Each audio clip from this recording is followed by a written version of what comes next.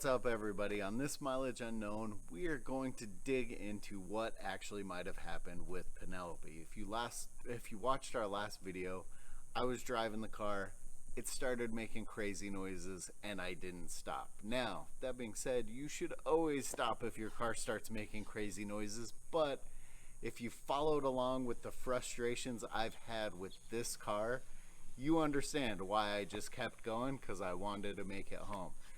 Now, I am thinking, fingers crossed, hoping it's going to be a simple fix. I did get the car to fire up, but the starter sounds horrible. It barely will turn the car over. I mean, it sounds really bad. So at this point, I'm hoping that maybe my starter was shorting out and engaging into the flywheel. Now the problem there is, did I demolish the flywheel? Is it just an issue with the starter? The other problem is, we've put like 4 starters in this car and none of them worked. We had 2 or 3 that we put in, didn't even work right out of the box. We had one that started the car twice, and ultimately we had to put the original starter back in the car, and that's the one that I think has finally just died in the car. So I have another starter. I don't have high hopes that it's actually going to work just because of all my other experiences with starters and this car, but that's what we're going to do today. I'm going to get the car up on a jack stand on that side, pull the wheel, pull the starter. We're going to take a look at the starter, see if we can see anything visibly there, and maybe if I can crawl up in there, we'll see if we can see anything on the flywheel side, because if I screwed up the flywheel, got to pull the motor back out. So hopefully it's just the starter that took the brunt of the damage. Let's get working. So a couple things. I've got the car up on jack stand already, but if you're doing anything electrical, as always, you want to disconnect the battery. Now, Penelope sat on and off long enough that I just pulled the battery, threw it on a charger, and gonna let it charge while I work on the starter. The starter is pretty easy to get to once you have the wheel off. And there's there's pretty minimal wiring actually going to the starter.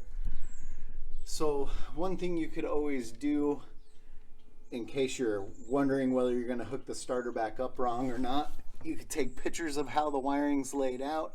Make sure you try and get the markings on the starter itself, because sometimes they'll have a positive, a negative, or a B, or a whatever lettering to show what wires go where on the starter. So if you haven't done it before, and it's going to take you longer than you think, you might want to snap some pictures of everything just to make sure you actually put everything back together right. So I'm going to disconnect the starter. I've got one bolt that we'll get to from this side, and then there's a nut that we actually have to get to from the engine compartment side. That bolt runs all the way through, and it's one of the mounting bolts for the motor itself.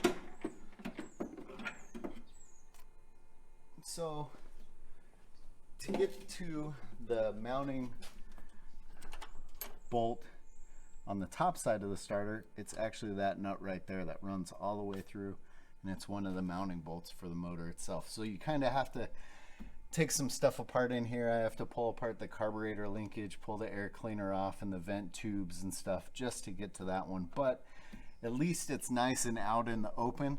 Unlike a Bug that would have the fan shroud right here, you're really kind of trying to reach behind the fan shroud to even get to it. So that's the one good thing about Type 3s, is they're a little easier to work on. Alright, so here's the old starter out of the car, the original starter. And like I said, this is the only one that's ever worked in this car. Now before you go get all gung-ho and just throw the new starter right in, you definitely want to do a couple things and just make sure they look the same to begin with. Just visually inspect them, make sure they look the same. Now, I can tell you, I mean, if you look at how loose and sketchy the gear is here, and the whole drive in the original starter. Now that crazy rattling and shenanigans and flopping around is kind of what I'm hoping was going on with the car. I can tell you, it smells crispy. I mean, it smells super burnt. So Now the Fastback, I've always thought the ignition switch was kind of weird on. Most of the Volkswagens I have, you turn it on to start the car, and it'll spring back on its own. The ignition key and the ignition switch will swing back on its own. The Fastback, I've always had to turn it back. But it's not felt like it was broken. It just feels like that's what you do. You turn the car over to start, turn it back. So I don't know if the ignition switch itself is worn out and was engaging the starter, or if it was the starter that was the issue. But I can tell you, the new starter, I mean, you can pull everything, you can do everything on the new starter as well, but it all feels way tighter than the old one. So let's throw this in and hope for the best.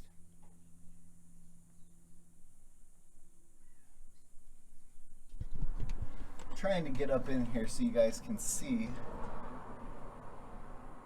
and I don't know how good it's gonna work, but you can see the flywheel and the clutch right there. I see, you know, at a quick glance what might be some witness marks on the flywheel, but at least it looks like all the teeth are still intact, so I'm hoping we didn't actually do any real damage to the flywheel. Yeah, that one definitely feels pretty worn out in comparison. I'm just hoping this is the problem.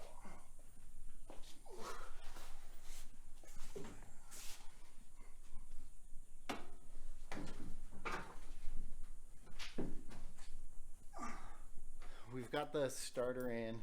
Car's still kind of up because I don't have high hopes for the starter working, because that's how it's been.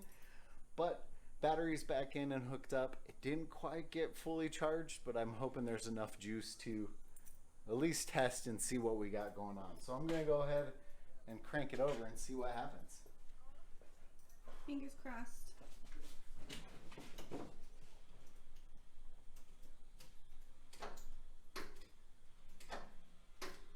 Which nothing happened.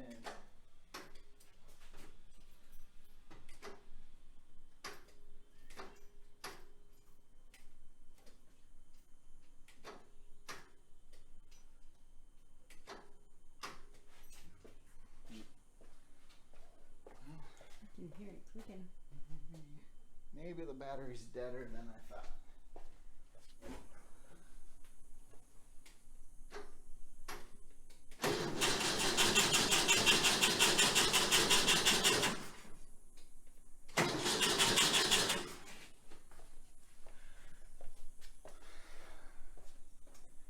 Well, that doesn't sound awesome.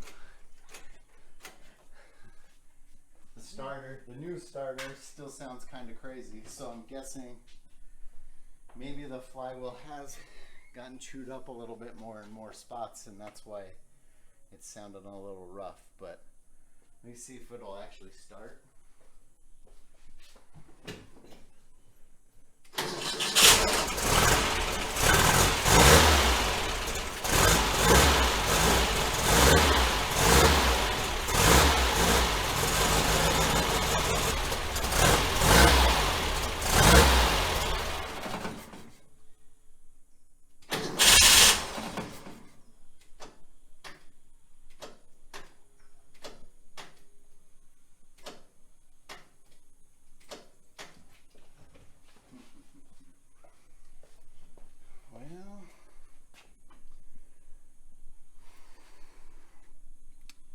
The starter doesn't sound great.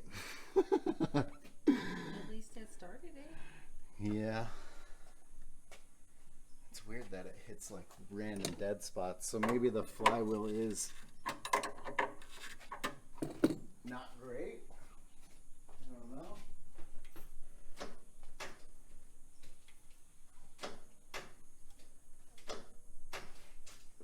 So every time you do that, is it cranking something over? No, it's pushing the... So the click you hear is it actually pushing the starter out like this. So this is the worn out starter. The click you hear is it trying to engage with the flywheel.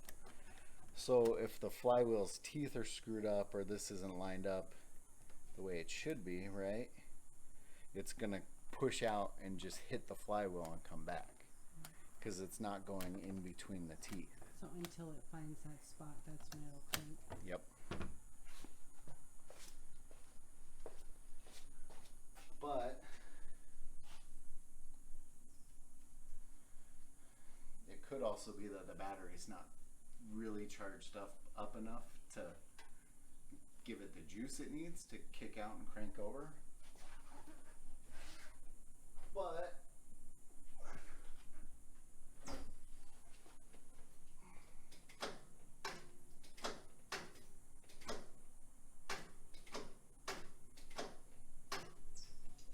mean, it doesn't really change the fact that it doesn't sound.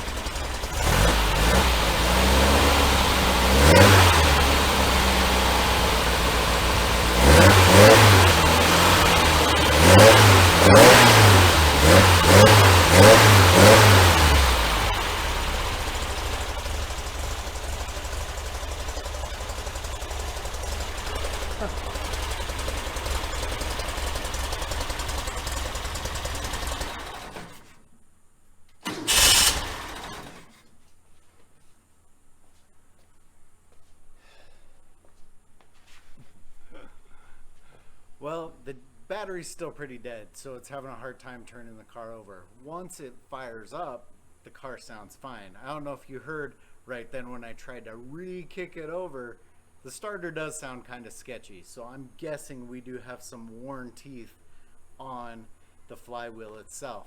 Now, there's been times where I've gone to try and start it and it sounds completely dead, like it doesn't want to engage or isn't lined up, but I know the battery's pretty low. So I'm gonna keep it on the charger for a little bit, put the car back together, and I don't know, maybe I'm putting up with a crazy noisy starter that sounds horrendous but starts the car and the car runs fine.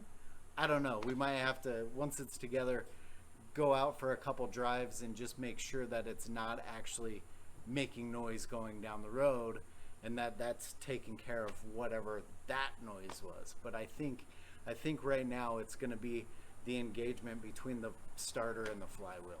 So we've got the battery fully charged, and sometimes the starter wants to work, sometimes you can hear it just click, click, click, and when it does crank over, it kind of reminds me of an old school Chevy where the starter isn't shimmed properly and it makes a little bit of a crazy noise.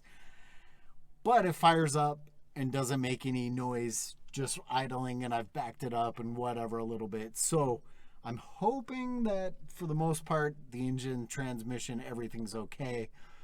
I can put up with a crazy, horrible, annoying starter sound. That doesn't bother me that much. It does bother me that I don't know if I turn the key right now, if the starter is going to engage and crank over, or if we're going to hear clicks 5 times before it does, but we're going to give it a shot. All right, well, that answered that. That time it fired right up and cranked, or cranked right over and fired up. This will be the first drive, really, since the incident.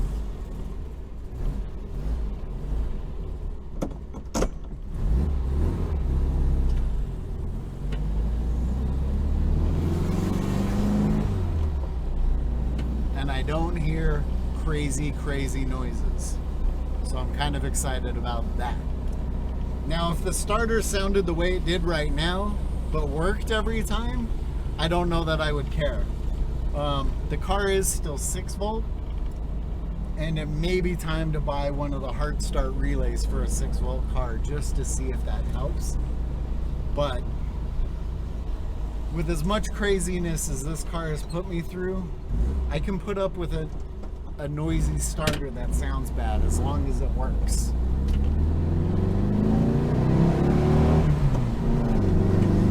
Because the car runs freaking awesome, which is why it drives me nuts that it works a week at a time. I'm hoping to get longer than a week. Knock on everything. Everybody watching the video right now, knock on something for me, because it would be nice to put some legitimate miles on this car and start doing the fun stuff that I've wanted to. We want to lower the car. I got those super cool wheels for the car. It's time to do the fun stuff. instead of just the mechanical stuff. I'm gonna say that's gonna be it for this mileage unknown. Stay tuned for more car shenanigans.